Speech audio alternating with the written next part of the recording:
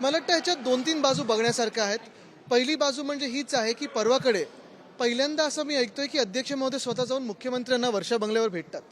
म्हणजे न्यायमूर्ती आरोपींना भेटण्यासारखं झालेलं आहे आणि हे जगजाहीर आपण पाहताय की असा हा प्रकार कधीही महाराष्ट्रात झाला नव्हता.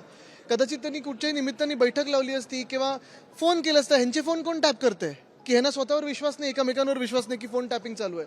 पण हे जरी असलं तरी दुसऱ्या बाजूला आजचा महत्त्वाचा दिवस एवढ्यासाठी आहे, हा न्याय नुसतं शिवसेना उद्धव बाळासाहेब ठाकरे पक्षासाठी नाही, पण कुठचे संविधान पाळत आहेत अध्यक्ष महोदय ह्याच्यावर आहे. जर देशाच्या संविधानाप्रमाणे गेलं, जर डॉक्टर बाबासाहेब आंबेडकरांनी जे संविधान लिहिलंय त्याप्रमाणे गेलं तर 40 गद्दार हे बाद झाले पाहिजेत. जर निकाल वेगळा आला किंवा कन्फ्युजिंग निकाल आला तर ह्याच्यात भाजपचं नवीन संविधानाचं कुठेतरी मिश्रण झाल्यासारखं वाटायला लागेल. मला वाटतं एक महत्त्वाची गोष्ट आहे की जसं मी सांगितलं की पक्षासाठी नाही तर देशासाठी हा निकाल महत्त्वाचा आहे. येणाऱ्या कार्याची ही चिन्ह असतील आणि आपल्याला मग नागरिक म्हणून विचार करायला लागेल. नाही तर जर तरवर मला वाटतं तेवढा विचार करून उपयोग नाही, कारण आता मला वाटतं 2-3-4 तासात सुरू होईल रीडिंग. आपण तर मैदानात असू, मला वाटतं तेव्हापर्यंत पाटणला पोहोचलो असू, पण ठीक आहे, बघू पुढचं काय. मला हीच अपेक्षा त्यांच्याकडून आहे की त्यांनी त्यांच्या पदाची बदनामी करू नये आणि संविधान पाळावं. गोपाल तुपाने खासदार आहेत, त्यांचं असं म्हणणं आहे की आदित्य आणि उद्धव ठाकरे फक्त पक्षामध्ये राहतील, बाकीचे जे आहेत ते काही लोकांना उत्तर न दिली बरी असतात, कारण मला वाटतं त्याच्यात आपण वेळ वाया घालू नये. पण फेब्रुवारी महिन्याच्या पहिल्या आठवड्यामध्ये एक मोठा राजकीय भूकंप होणार आहे, अशा पद्धतीचं त्यांचं वक्तव्य चांगलं आहे. कसं बघतात? ठीक आहे, चांगलं आहे. संपर्क प्रमुख हो, कोल्हापूरमध्ये आता इंडिया आघाडीची बैठक झाली, चांगली बैठक झाली. सगळ्यांना एकत्र येऊन या देशाच्या संविधानासाठी, लोकशाहीसाठी लढायचं आहे. आपण पाहताय की दिवसेंदिवस लोकशाही मारली जात आहे, चेपली जात आहे. काल देखील आपल्यातूनच एक चॅनल देखील बंद केलेलं आहे. मला वाटतं आज आपण पाहताय की जे कोणी सत्यासोबत उभे आहेत, जे कोणी पत्रकारिता देखील सत्यासोबत करत आहेत, त्यांचा आवाज दाबण्याचा प्रयत्न होत आहे. त्याच्या विरुद्ध आम्ही लढत आहोत. जर हा निकाल विरोधात गेला तर कायदेशीर लढायला तयार आहे का? मला वाटतं हे सगळे जर तर जसं मी सांगितलं, अपेक्षा हीच आहे की संविधान जे डॉक्टर बाबासाहेब आंबेडकरांनी दिलेलं आहे त्याप्रमाणे निकाल यावा. जर वेगळा काही निकाल आला तर ते भाजपचं नवीन संविधान जे त्यांना लिहायचं आहे त्याप्रमाणे होईल.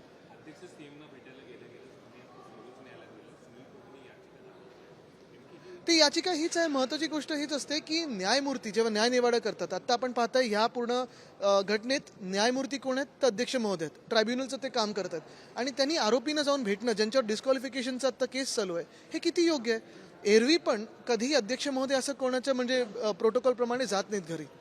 हे करत असताना दिवसाढवळ्या एवढं जाणं, प्रेसमध्ये आल्यानंतर देखील कुठेही न बोलणं, मला वाटतं असं कधीही आम्ही राजकारण एवढं घाणेरडं पाहिलं नव्हतं. त्यांनी प्रतिक्रिया दिलेली आहे की त्याच्यामध्ये असं म्हटलेलं आहे की माझ्या मतदारसंघातल्या कामासंदर्भात मी गेलो होतो आणि अध्यक्षपद सोडून नाही, आता काय कितीतरी वेळा असे त्यांनी प्रतिक्रिया देऊ शकतात, पण जे सत्य आहे ते सत्य आहे. आणि तसं पाहिलं गेलं तर परवा मी कोल्हापूरच होतो. अनेक कामं मुंबईतली रखडलेली आहेत, पण कुठचंही सुरू झालेलं नाही आहे. त्यांच्या स्वतःच्या मतदारसंघातले रस्ते हे आता कोर्टात गेलेले आहेत, तिकडचे जे कॉन्ट्रॅक्टर आहेत. पण मुख्य गोष्ट हीच आहे की एवढं सगळं चालू असताना कितीही काही मोठी गोष्ट असली तरी एक प्रोटोकॉल पाळणं गरजेचं असतं आणि ते मान आणि ते जे काही जबाबदारी असते ती स्वतःची नसते तर पदाची असते, तेवढं तरी राखणं गरजेचं होतं. निकाल यायला अवघे काही तास शिल्लक आहेत, मात्र राजकीय हालचालीनं वेग आलेला आहे. काल रात्री मुख्यमंत्री आणि दोन्ही उपमुख्यमंत्र्यांची मध्ये बैठक झाली. आज दीपक केसरकर देखील महत्वाच्या नेत्यांच्या भेटीगाठी घेत आहेत. कसं बघता एकूणच या राजकीय हालचालींकडे कसं बघता? पहिलं म्हणजे ते 3 लोकांमध्ये खरा मुख्यमंत्री कोण आहे हे पण बघणं गरजेचं आहे. आणि मला वाटतं ह्या सगळ्या गोष्टी आहेत, चालू राहू शकतात.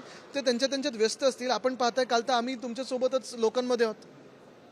आम्ही आता आम्हाला न्याय हा जनतेकडून मिळणार आहे.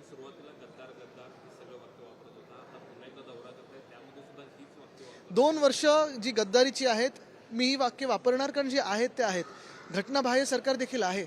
आणि जर आपण पाहिलं असेल, कोणी जर आपल्या देशाच्या न्यायपूर्ण पालिकेचा अभ्यास केला, जर आपल्या संविधानाचा अभ्यास केला, तर हे सरकार घटनाबाह्य आहेच. गद्दारांचं सरकार, आणि या गद्दारीवर शिक्कामोर्तब होऊ नये ह्याच्यासाठी आम्ही लढत आहोत. हो, त्यामध्ये काही बदल करण्याची नाही, हे तर खोक्याचंच सरकार आहे ना. आणि आता काय आहे की मुख्यमंत्र्यांना वाटतं की 33 देशांनी याची नोंद घेतली आहे. खरं नोंद घेतली गद्दारीची.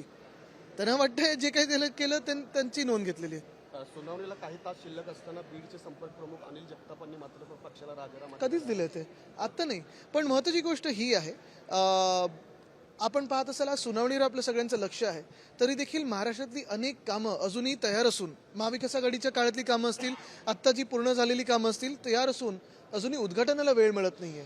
नक्की कोण VIP तसे? आता परवाकडे आम्ही पुण्यात होतो. पुण्याचं नवीन टर्मिनलची इमारत एअरपोर्टची तयार आहे, उद्घाटनासाठी वेळ नाही. MTHL ला 3 महिने आम्ही ओरडत होतो, आत्ता कुठेतरी वेळ मिळालेली आहे. आता 12 तारीख पण दिलेली आहे, म्हणजे काय मॅच फिक्सिंग झालंय का की हे सरकार टिकवायचं कसंही? मला वाटतं ह्या सगळ्या गोष्टींवर देखील आपण लक्ष दिलं पाहिजे की महाराष्ट्र म्हणून आपल्यावर अन्याय का होत आहे. आत्ता आपण पाहिलं असेल अयोध्येमधलं जे एअरपोर्ट आहे, महर्षी वाल्मिकी इंटरनॅशनल एअरपोर्ट असं नाव दिलेलं आहे. देशाच्या कॅबिनेटनी त्याला मान्यता दिली, आनंद आहे, आम्ही देखील स्वागत करतो.